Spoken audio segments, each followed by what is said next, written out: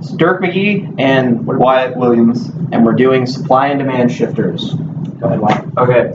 The first demand shifters is what I was doing.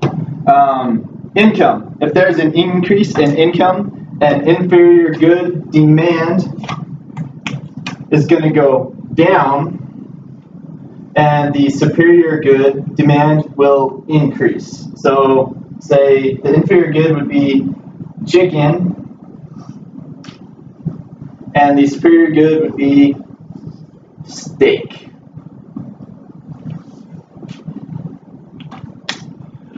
Next we have the price of related goods. If there is an increase in the price of milk, there's going to be a decrease in the demand for Oreos. Population. If there's an increase in population in an area, there's going to be an increase in the demand for groceries. Taste and preferences. If, say, vanilla wafers are really good and everybody likes them at a certain point in time, there's going to be an increase in demand for vanilla wafers. Lastly, expectations. If there is an expected increase in the price of gas, then today there is going to be an increase in the demand for gas.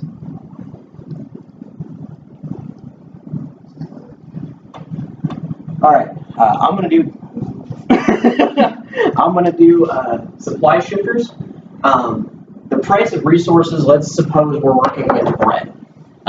If there is an increase in the price of wheat, there is going to be a shift left in the supply of wheat.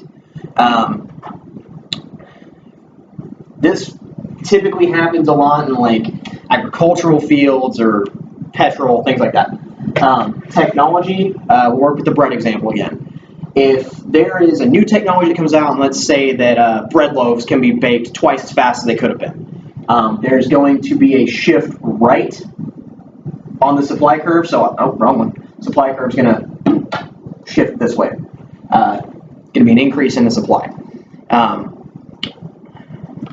See, number of suppliers. If there is an increase in the number of suppliers, like let's say that we'll work with candy bars. If there is a new company that comes in and they're producing a new candy bar alongside Hershey's or whoever, there's going to be, again, a shift right in supply. Same is true if there's somebody leaving the market. If there's a shift left, it'll be decrease in the number of suppliers. Expectations. An increase in the expected price of, let's say, wheat will lead to an increase in the supply of bread. So, and vice versa. Like if we're dealing with, I don't know, apples going into apple pie, if there's an increase in the supply of apples, there will be an increase in the supply of apple pies. Final one's price-related outputs. If there's an increase in the price of wheat, it will lead to a decrease in the supply of corn. So let's say wheat goes this way, corn's going to go this way. This will increase the price of corn and decrease the price of wheat long term. Another one would be complements. Let's say that there is an increase in the supply of honey, or a shift right.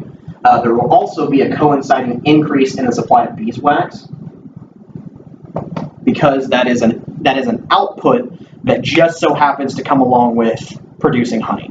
Again, this is home base, and these are all the various different shifts left and shift right that affect price from equilibrium, price, and quantity. If you have any questions, feel free to email one of us or ask us directly. Again, Dirk Megee and Wyatt Williams. And